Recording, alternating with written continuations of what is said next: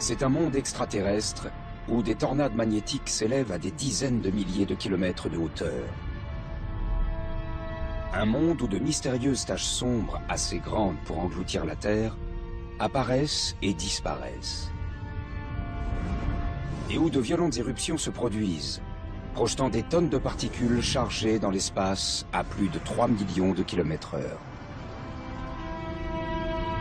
Il ne s'agit pas d'un monde étrange situé de l'autre côté de la galaxie, mais de notre Soleil. Aujourd'hui, les avancées technologiques nous permettent de l'observer avec bien plus de précision. Les satellites fournissent aux chercheurs des données susceptibles d'éclaircir des mystères datant de plusieurs siècles. Vous avez vu ça? Boum, une éruption solaire. Quel est le fonctionnement du Soleil? D'où vient sa puissance? Et quelles conséquences ces mécanismes internes peuvent-ils avoir sur la Terre, située à 150 millions de kilomètres de distance? Ces questions sont aujourd'hui prioritaires. Notre Soleil possède un côté sombre. Les violents orages qu'il génère sont capables d'anéantir le réseau électrique dont nous dépendons au quotidien.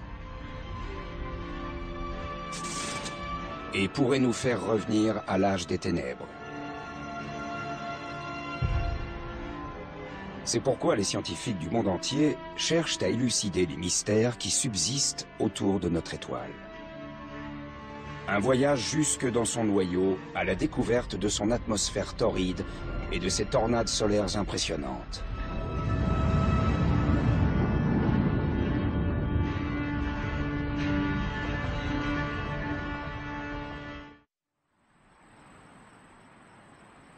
Boulder, dans le Colorado, le 15 février 2011 à l'aube.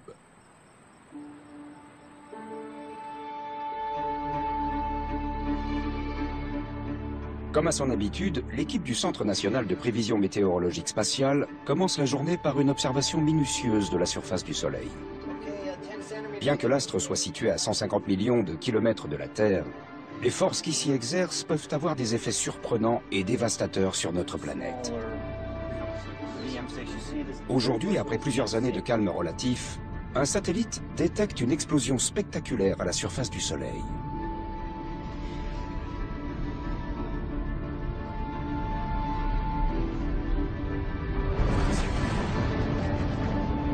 Une violente tempête solaire dépassant largement le diamètre de la Terre a éclaté, libérant une gigantesque onde de choc qui se dirige droit sur nous à plus d'1,5 million de kilomètres/heure.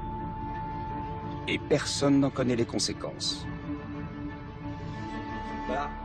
C'est ce que Bill Murtagh et son équipe tentent de déterminer. Ces scientifiques sont l'équivalent des chercheurs de rage, à ceci près que les tempêtes qu'ils surveillent naissent à la surface du Soleil.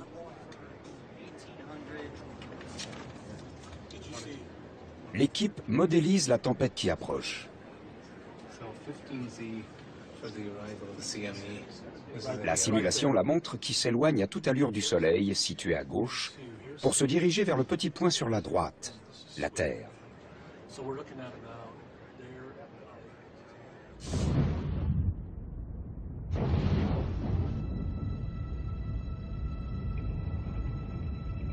La tempête solaire est associée à deux phénomènes potentiellement nuisibles. L'éruption solaire, qui libère une bouffée de rayons X capable d'atteindre la Terre en quelques minutes, et bien plus inquiétant, l'éjection de masse coronale, ou CME, qui nous parvient quelques jours plus tard.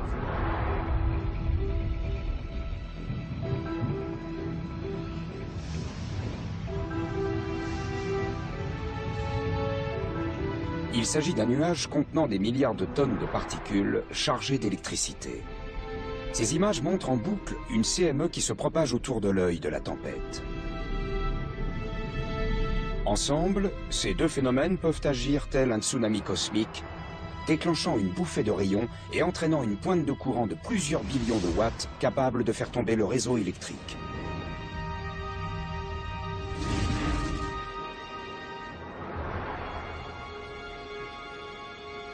Un scénario farfelu?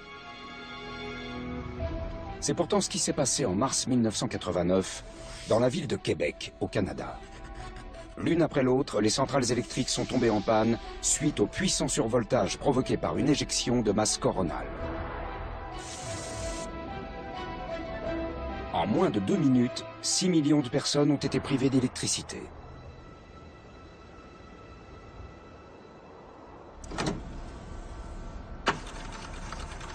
Jim Green, chercheur à la NASA, a récemment découvert qu'une tempête solaire encore plus importante avait frappé la Terre en 1859. C'est un peu le grand-père des orages géomagnétiques. Et ça s'est passé il y a seulement 150 ans.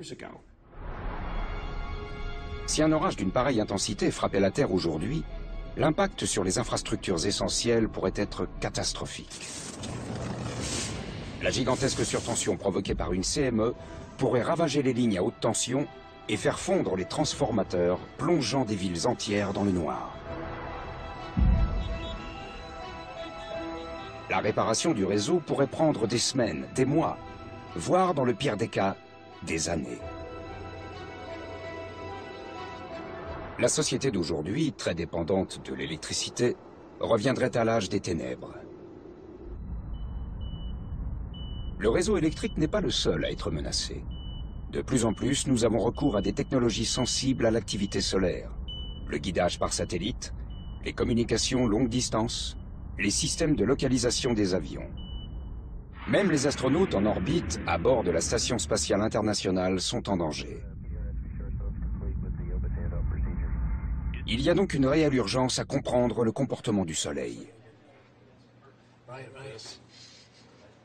C'est pourquoi les scientifiques du monde entier tiennent à surveiller notre étoile de près.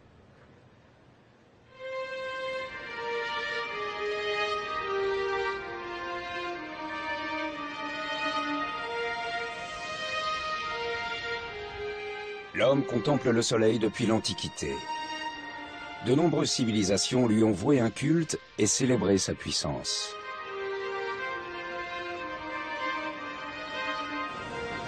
Nous nous émerveillons lorsqu'il s'éclipse le jour et quand il éclaire le ciel nocturne d'aurore polaire.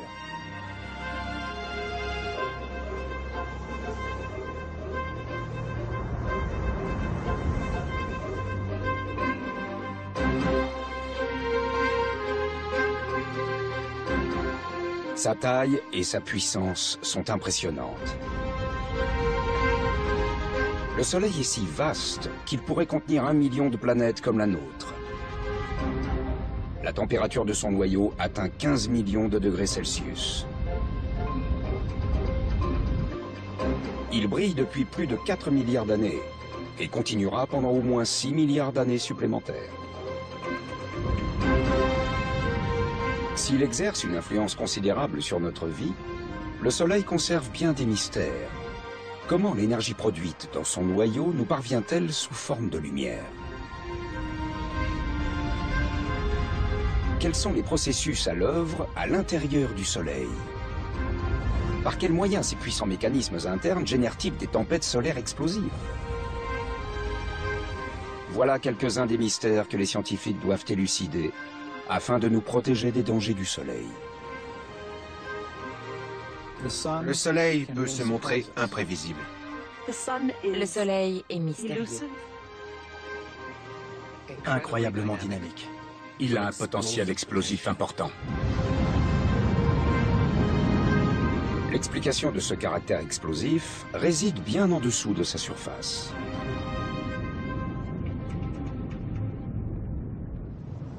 Il n'y a pas si longtemps, observer l'intérieur du Soleil était impossible. Comprendre ces mécanismes internes restait donc de l'ordre du rêve. Mais une découverte fortuite va tout changer. Jusque dans les années 1960, la physique solaire s'appuyait en grande partie sur des phénomènes observés à la surface du Soleil ou à peine en dessous. En étudiant le Soleil plus en détail, les physiciens font une découverte étonnante. La surface semble vibrer comme les ondulations d'un étang.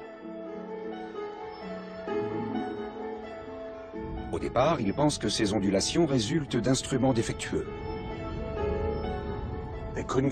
On n'arrivait pas à s'en débarrasser.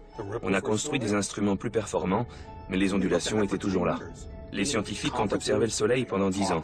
Ils en ont parlé lors des conférences, se sont beaucoup raclés la gorge, mais au final, ce n'était que des ondes sonores. Cette révélation est stupéfiante. Personne n'imaginait que le Soleil puisse générer des ondes sonores. À partir de là, les scientifiques considéreront notre étoile d'une toute autre manière. Notre Soleil vibre à la manière d'un orgue géant. L'air produit les notes de l'instrument, alors qu'au cœur du Soleil, ce sont des gaz bouillonnants qui envoient des ondes sonores à l'intérieur de l'astre. Une onde sonore se modifie à mesure qu'elle traverse différents matériaux. En observant les différentes fréquences, on peut donc déterminer ce qui se passe à l'intérieur du Soleil. Les géologues connaissent ce principe. En étudiant les ondes sonores qui traversent la croûte terrestre, ils distinguent les différentes couches qui composent le sol. C'est la sismologie. De la même manière, les ondes sonores qui se déplacent à l'intérieur du Soleil révèlent sa structure interne. Avec cet orgue, je peux vous montrer comment les ondes sonores se déplacent à l'intérieur du Soleil. Par exemple, je joue cette note basse qui vient de l'un de ces gros tuyaux. Le son produit est très profond. Rapporté au Soleil, ça correspond à une onde qui descend très loin au cœur de l'astre et qui nous rapporte l'information de ses profondeurs. Maintenant, je vais jouer une note haute qui vient d'un tuyau beaucoup plus court. Ça correspond cette fois à une information qui provient d'une zone très proche de la surface du Soleil.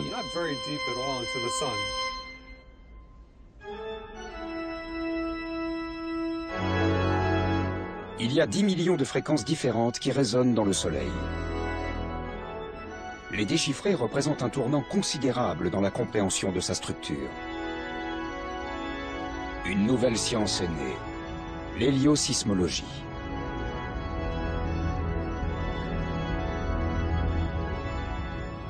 Avec l'apparition de l'héliosismologie, on a pu voir non seulement la surface du Soleil, mais aussi les mécanismes physiques qui se déroulaient en dessous. En observant l'intérieur de l'astre, on connaît mieux l'activité solaire.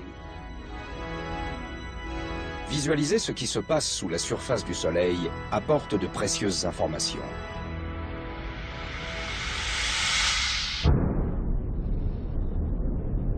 L'étude des ondes sonores produites par le Soleil révèle une machine complexe composée de plusieurs couches. Juste en dessous de la surface ardente se trouve une zone de bouillonnement permanent. Vient ensuite une couche que la lumière met des milliers d'années à traverser. Au centre se trouve le noyau du Soleil. La zone la plus petite de l'astre mesure tout de même plus de 25 fois le diamètre de la Terre. C'est la centrale électrique du Soleil.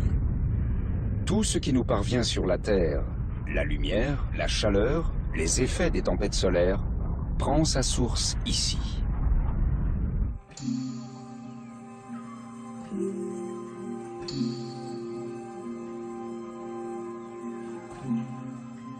À quoi ce noyau ressemble-t-il? De quoi est-il composé? Le Soleil, c'est quelque chose d'assez fou. Il est beaucoup trop chaud pour être solide, ça on le sait, et il est bien trop chaud pour être liquide. On pourrait donc penser que c'est un gaz, n'est-ce pas? Eh bien, pas vraiment en fait. C'est une sorte de soupe gazeuse faite de particules chargées qu'on appelle le plasma. Ce plasma ne nous est pas totalement inconnu. Les exemples d'objets contenant du plasma sont nombreux. Les ampoules fluorescentes, les flammes, les néons, certains postes de télévision que je ne peux pas m'offrir, tous ces objets utilisent le plasma. Le plasma est partout. Le plasma du noyau solaire atteint des températures extrêmement élevées. La foudre est le phénomène terrestre qui s'en approche le plus en termes de température.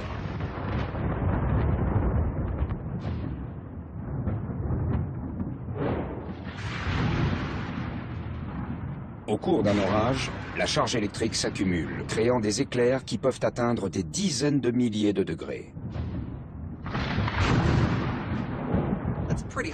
C'est assez chaud, mais nettement moins que la température à l'intérieur du noyau du Soleil, où le plasma atteint 15 millions de degrés.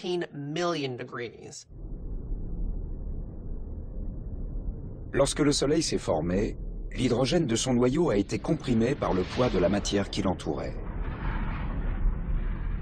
La température et la pression ont atteint un tel niveau que les atomes d'hydrogène se sont divisés en électrons et protons créant le plasma.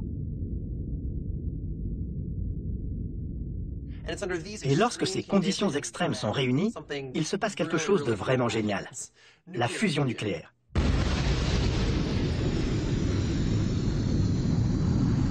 Le processus atomique à l'œuvre est le même que celui de la bombe à hydrogène. Sous une pression gigantesque, les protons du plasma fusionnent, libérant des photons, de minuscules paquets de chaleur et de lumière. Un nombre inimaginable de photons sont fabriqués chaque seconde, générant la formidable énergie du Soleil. Une partie de cette énergie nous parvient sous forme de lumière.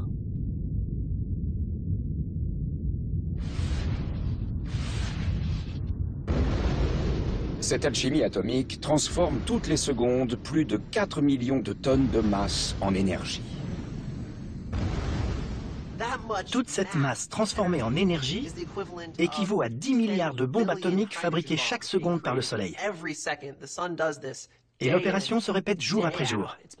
Ça fait 4 milliards d'années que ça dure. Et ça va continuer bien après que j'aurai quitté ce monde.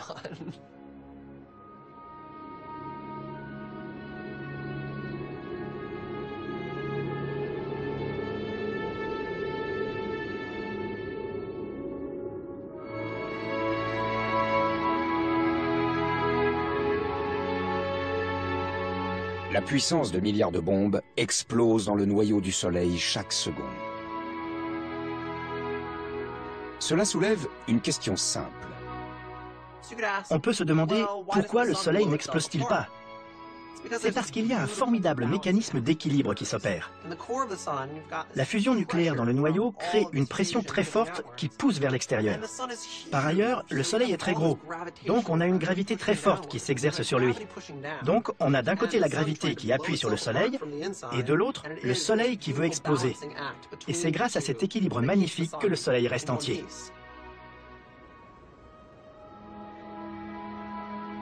La lumière née dans le noyau nous parvient au terme d'un formidable voyage.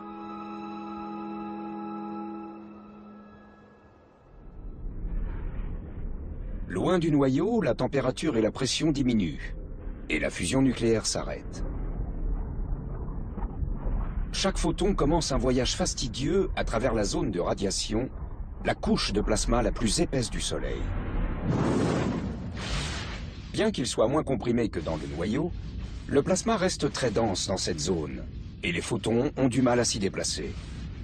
Chaque paquet d'énergie est absorbé puis réémis plusieurs fois par les particules de plasma. Dans cette zone, il n'y a pas de création d'énergie. L'énergie est transmise par la radiation thermique, d'où le terme de zone de radiation. Ici, les photons rebondissent lentement à travers le plasma, décrivant par ricochet un parcours en zigzag appelé marche aléatoire. Imaginez que vous êtes dans une pièce bondée et que vous essayez d'en sortir, mais que vous rencontrez des gens et vous devez saluer chacune de ces personnes avant de partir dans une autre direction. Il va vous falloir beaucoup de temps pour aller d'un endroit de la pièce à un autre, parce que vous avancez en zigzag. De la même façon, les photons à l'intérieur du Soleil n'ont pas de parcours défini. Ils ne font que se déplacer, rencontrer d'autres particules et se déplacer à nouveau. Bien qu'ils avancent à la vitesse de la lumière, c'est-à-dire à 300 000 km/s, les photons mettent plus de 100 000 ans à traverser cette zone. Au final, les photons atteignent une frontière où la pression chute à nouveau. Le plasma perd de sa densité et il devient plus facile de le traverser. Les photons transportent toujours beaucoup d'énergie. Ils s'échappent maintenant vers la zone de convection, dont ils réchauffent la base. Dans cette zone où le plasma est moins épais, les photons bougent différemment. Au lieu de rebondir, tout à coup, le mouvement s'ordonne. C'est comme si quelqu'un criait soudain « à table » et que toutes les particules décidaient d'emprunter la même direction. Il faut quand même faire la queue pour sortir, donc il faut compter 1 mois pour se déplacer de la base de la zone de convection à la surface. Mais c'est une durée relativement courte. Pendant cette courte période, la chaleur des photons se transmet par convection. Le plasma tourbillonne en continu, formant un gigantesque maelstrom de près de 200 000 km d'épaisseur. Imaginez une immense lampe à bulles d'huile.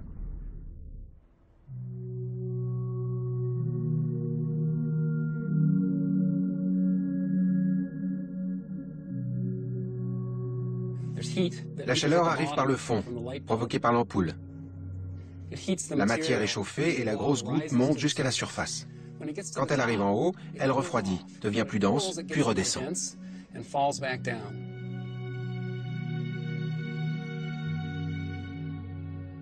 C'est assez comparable avec ce qui se passe à l'intérieur du Soleil. Le noyau chauffe la matière à la base de la zone de convection. La matière se dilate et fait remonter l'énergie jusqu'à la surface.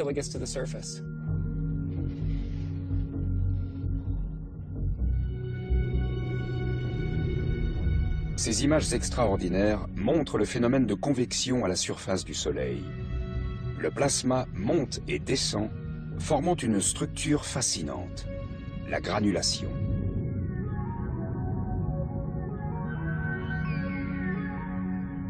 Les granules mesurent environ la taille de l'État du Texas. Elles ont une durée de vie d'environ 12 minutes. Ça représente une quantité d'énergie phénoménale. C'est une zone très dynamique, très chaotique. Et toute cette activité se déroule à la surface du Soleil, où on peut l'observer. Les photons fabriqués dans le cœur atteignent enfin la surface. Ils émergent sous une forme d'énergie solaire atténuée qui atteint la Terre en 8 minutes. C'est la lumière du Soleil.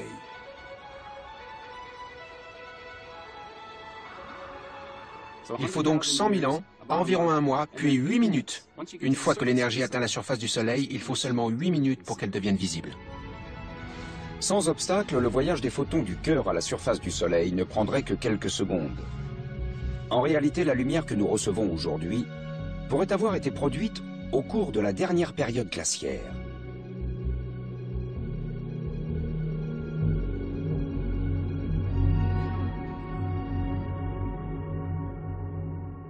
L'énergie qui atteint la surface du Soleil ne produit pas uniquement de la lumière. Elle peut aussi déclencher des tempêtes solaires. Pour comprendre la capacité destructrice du Soleil, il faut pouvoir le surveiller 24 heures sur 24 avec une grande précision. Or, jusqu'à récemment, c'était chose impossible. 5, 4, démarrage du réacteur principal. 3, 2, 1, 0. Mise à feu et décollage de l'Atlas 5 avec le Solar Dynamics Observatory. En février 2010, la NASA lance son satellite d'observation solaire le plus sophistiqué, le Solar Dynamics Observatory, ou SDO.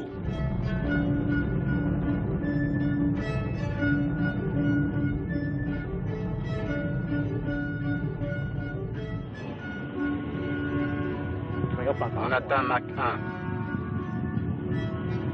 1. Le SDO est le premier satellite qui fournit presque en continu des images du Soleil à très haute résolution, offrant aux chercheurs un accès sans précédent à notre étoile et ses mystères.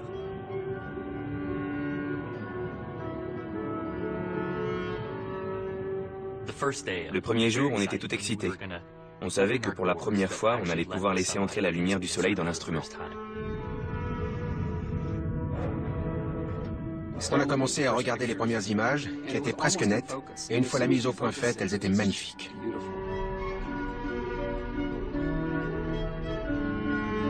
Les nouvelles images montrent le Soleil sous un jour nouveau. C'est un monde extraterrestre avec des structures étranges qui apparaissent et disparaissent. Des bulles de plasma très chaudes, aussi grandes que l'Alaska, et où des tornades géantes pouvant engloutir la Terre s'élèvent à des centaines de milliers de kilomètres de hauteur.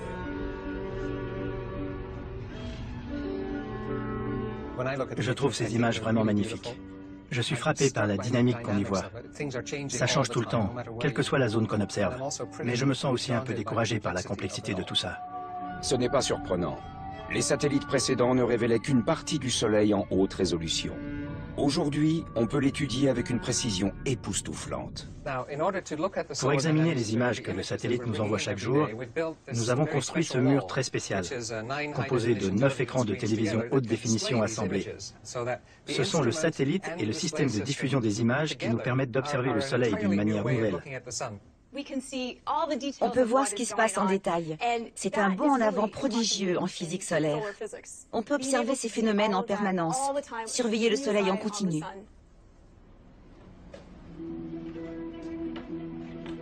L'une des caractéristiques les plus importantes du SDO est sa capacité à visualiser la lumière du Soleil à travers une large gamme de longueurs d'onde.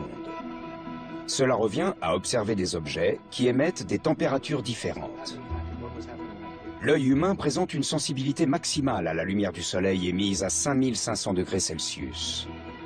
À cette température, la surface du Soleil paraît presque uniforme. Mais lorsqu'on le regarde dans des longueurs d'onde correspondant à des températures plus élevées, on en obtient une image plus dynamique. Prenons l'exemple de la tempête du 15 février 2011. Sur cette image diffusée en boucle, correspondant à une température de 50 000 degrés Celsius, SDO ne capture qu'une trace fantomatique de l'éjection de la masse coronale. Mais à un peu plus d'1 million de degrés, le plasma brûlant qui jaillit de l'œil du cyclone est bien plus visible.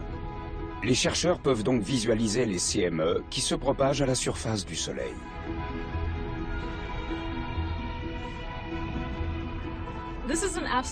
Nous vivons une période vraiment extraordinaire pour la physique solaire.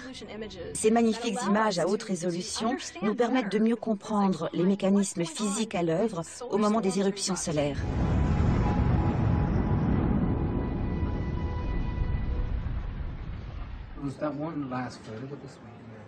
Au Centre national de prévision météorologique spatiale, Bill Murtagh suit la trajectoire d'une CME associée à la tempête qu'il analyse.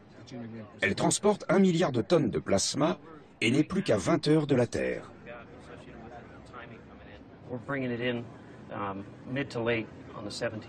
Ce que l'équipe observe est alarmant.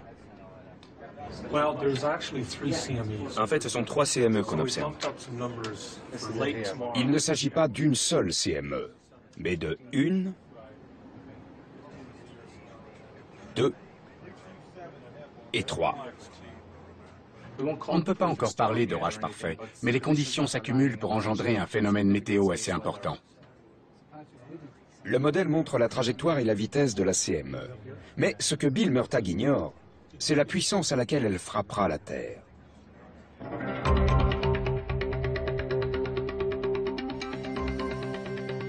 La réponse se trouve du côté de la force qui régit le Soleil, le magnétisme.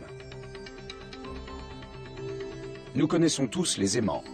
Ils produisent une force invisible qui repousse et attire des particules chargées. La Terre possède un champ magnétique qui nous protège des dangers du Soleil.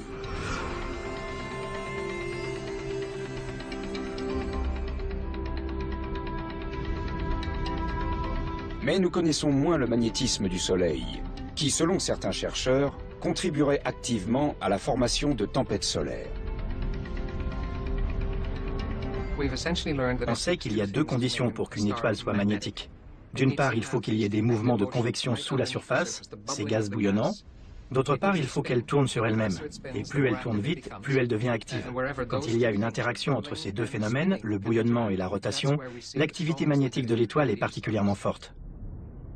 La surface du Soleil tourne d'une manière étrange.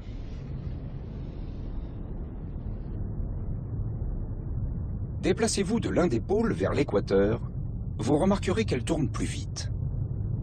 L'analyse des ondes sonores dans le Soleil révèle que les couches de plasma sous la surface ont elles aussi des vitesses de rotation différentes. C'est parce qu'elles se comportent comme des fluides qui deviennent plus denses à proximité du noyau. À l'intérieur du Soleil, il règne une extraordinaire agitation. Et c'est cette agitation qui explique le magnétisme du Soleil. Les mouvements, la convection, la rotation différentielle, le mouvement de l'équateur vers le pôle crée une nouvelle force, le champ magnétique. Il y a un effet dynamo à l'œuvre qui génère une force qu'on ressent ici, sur la Terre. Le mécanisme est comparable à celui d'une gigantesque éolienne. Le plasma bouillonnant dans la zone de convection provoque de puissants courants électriques qui génèrent un immense champ magnétique.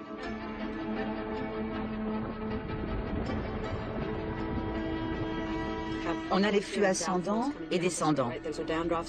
Le sacré Graal pour les scientifiques consiste à comprendre comment cet effet dynamo engendre des tempêtes solaires. L'explication se trouve dans la zone de convection.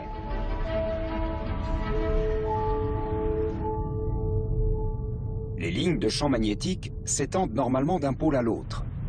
Mais les remous de la zone de convection modifient ce schéma.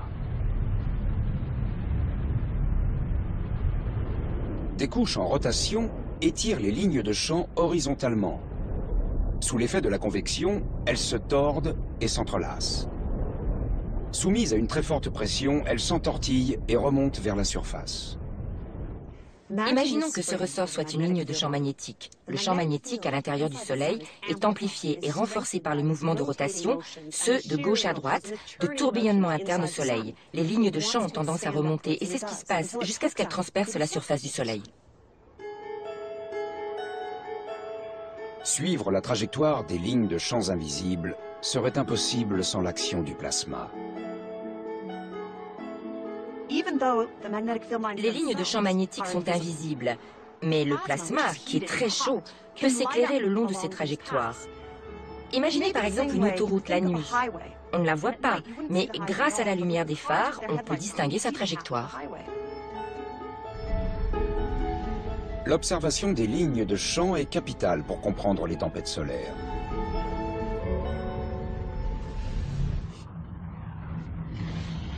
En émergeant, ces lignes forment des boucles.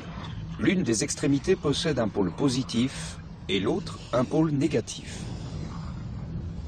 Le plasma bouillonnant sous la surface déforme ces boucles en les gonflant d'énergie. Si elles se tordent suffisamment, les pôles positifs et négatifs des boucles peuvent se croiser. Alors, elles se court-circuitent en une gigantesque explosion.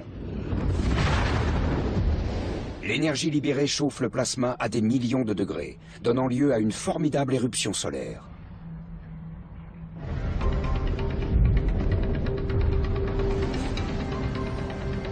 C'est l'étape ultime d'un très long voyage.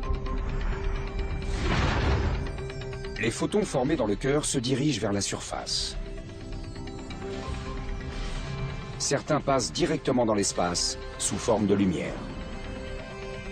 Mais cette vague d'énergie perturbe la zone de convection en générant un champ magnétique.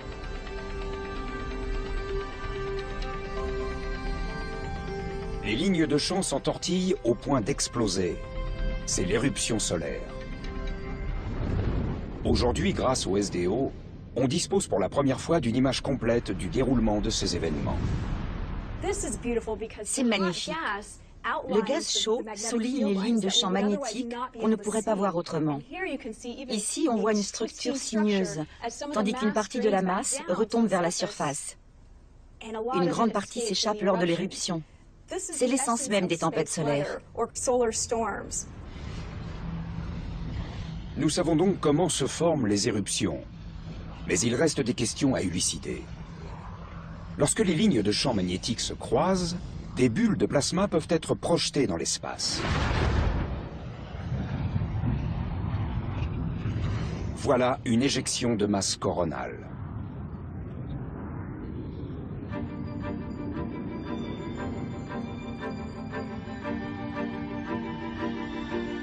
On comprend mieux comment se forment les éruptions solaires et les CME. Mais une question essentielle demeure. Les CME peuvent parcourir les 150 millions de kilomètres qui séparent le Soleil de la Terre en quelques heures. D'où leur vient leur énergie explosive.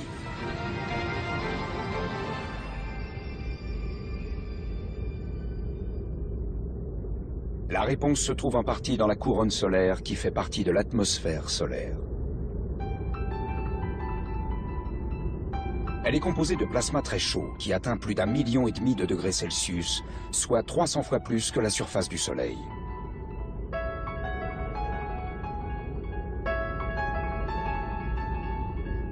Certains scientifiques soupçonnent que cette chaleur génère d'énormes bouffées d'énergie qui projettent des CME vers la Terre à des vitesses phénoménales. Mais pourquoi la température de la couronne est-elle si élevée?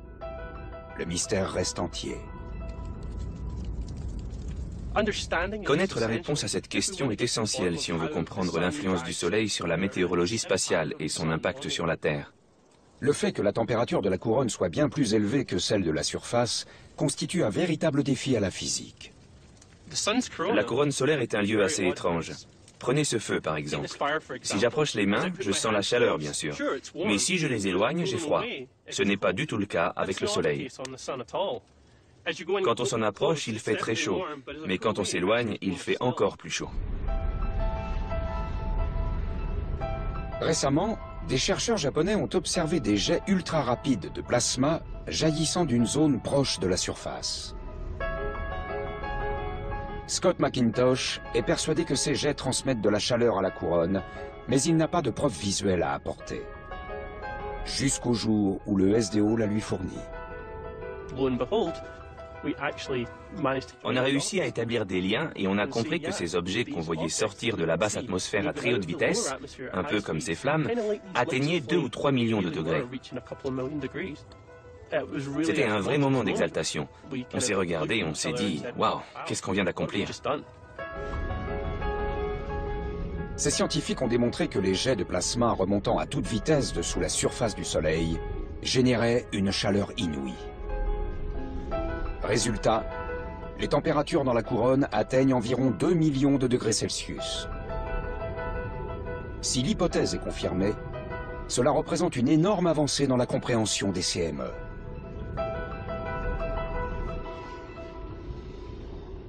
La chaleur intense de la couronne agit comme le vent d'une violente bourrasque. Elle exerce une pression continue sur le plasma des lignes de champ, les gonflant comme les voiles d'un bateau qui tirerait sur le mât. Comme dans le cas des éruptions solaires, le croisement de lignes de champ magnétiques peut causer une immense explosion. Dans le cas présent, les lignes se rompent et les voiles sont propulsées dans l'espace. Charriant 1 milliard de tonnes de plasma ionisé, la CME peut bouleverser une planète dépendant de l'électricité, comme la Terre. Au Centre national de recherche atmosphérique, ce phénomène violent est enregistré par les satellites. Pour voir la CME, il faut créer une petite éclipse artificielle. Pour cela, on bloque le rayonnement qui émane du disque solaire, ce petit cercle qu'on voit là. Cela nous permet de distinguer cette chose à peine visible projetée loin du Soleil. Celle-ci se déplace à environ 1000 km/s. En accentuant et en ralentissant l'image, on peut voir l'onde de choc filant à plus de 3 millions de km/h.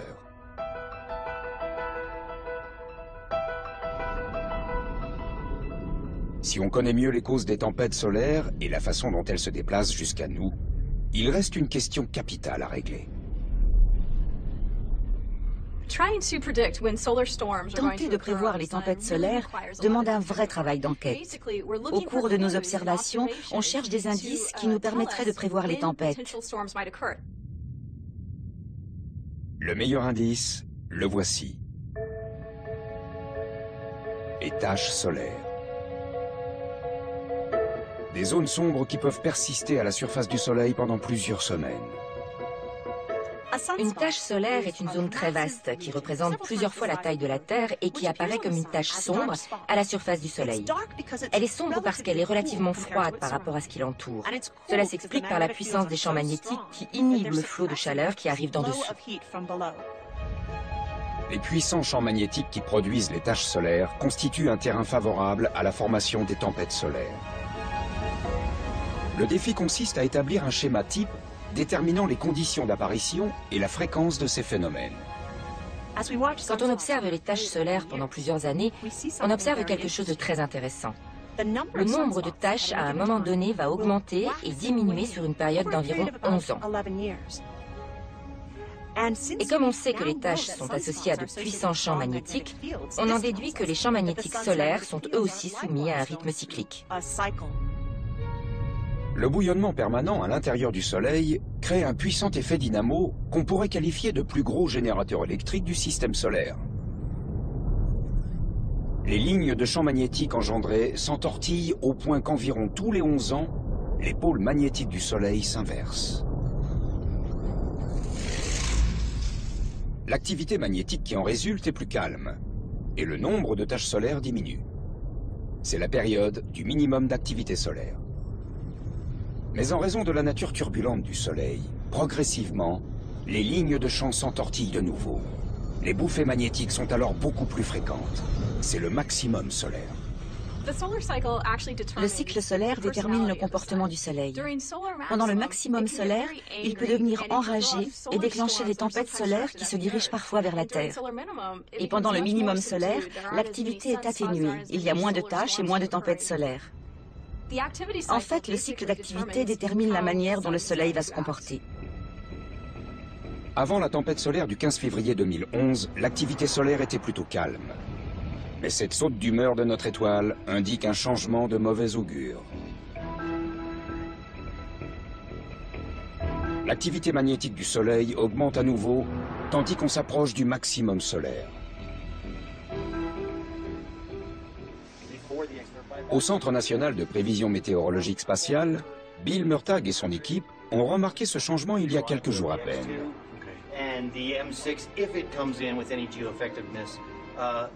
Le moment est venu d'informer le monde entier de ce qui peut se produire.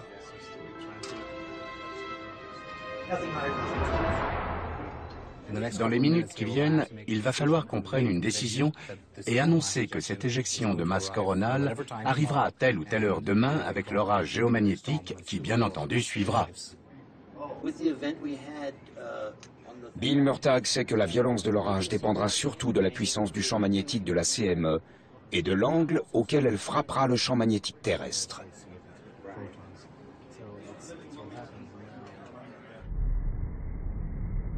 Les CME s'approchent de la Terre tel un bouclier en rotation lente. L'un des pôles a une charge positive, l'autre négative. Sous l'effet magnétique, les opposés s'attirent et les pôles de même charge se repoussent.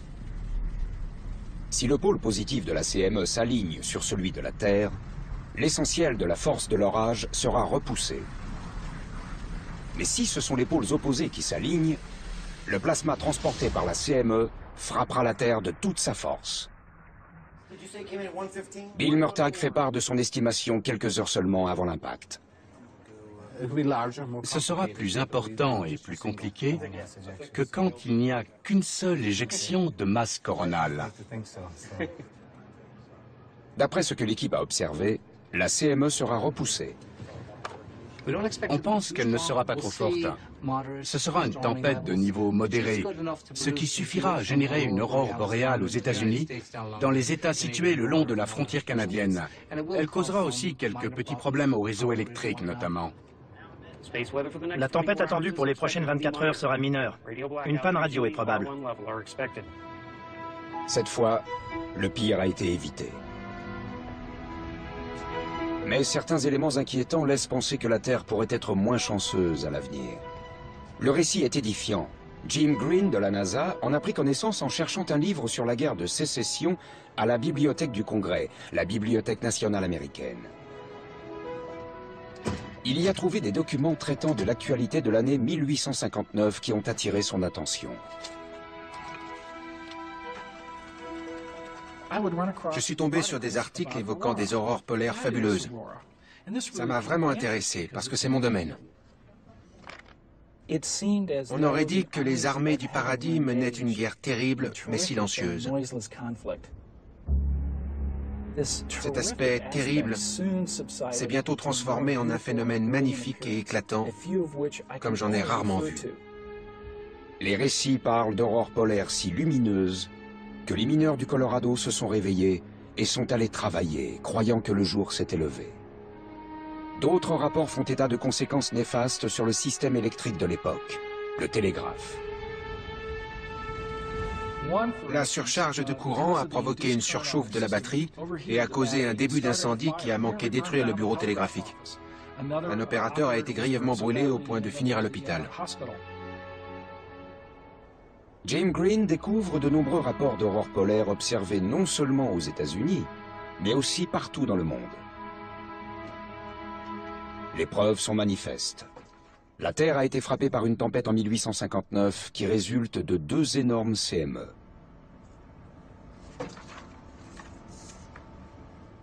Ces 2 tempêtes étaient non seulement gigantesques, mais en plus elles se sont succédées. Personne n'avait connu un tel événement. La veille du jour où les CME ont frappé la Terre, un astronome britannique avait observé un immense groupe de taches solaires illuminées par 2 éruptions gigantesques. La deuxième CME a frappé notre planète 18 heures plus tard, ce qui a permis à Jim Green d'estimer sa vitesse à 8 millions de km/h. Elle a percuté la Terre à près de 4 fois la vitesse des CME du 15 février 2011.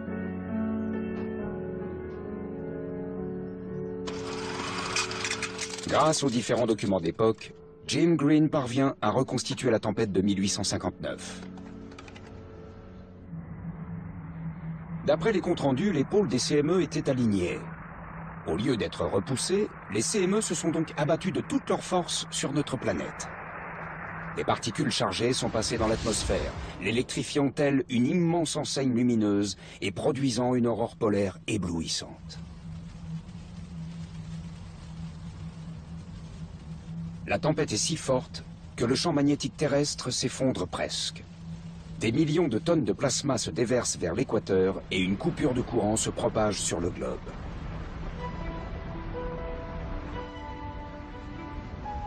Pour la société d'alors, encore peu dépendante de l'électricité, les dégâts sont minimes.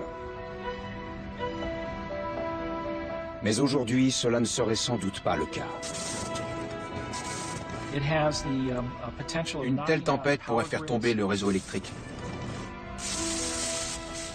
Et si des transformateurs difficiles à remplacer sont détruits, nous pourrions être privés d'électricité dans de nombreux endroits et pour très longtemps.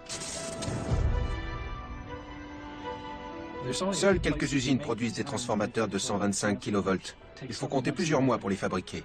Si la moitié d'entre eux brûlent, on recommencera à chasser les écureuils et à couper le bois de son jardin pendant très longtemps pour pouvoir survivre.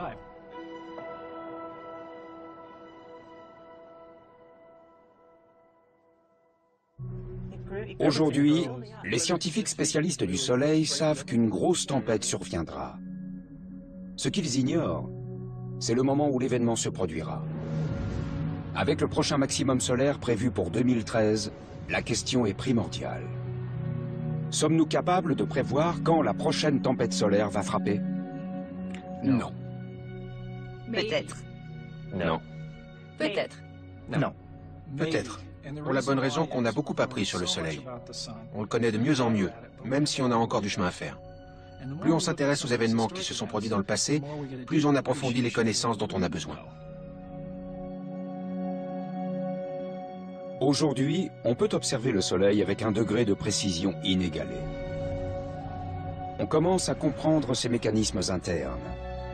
Mais son caractère imprévisible nous montre combien la vie à proximité d'une étoile sera toujours empreinte d'incertitude.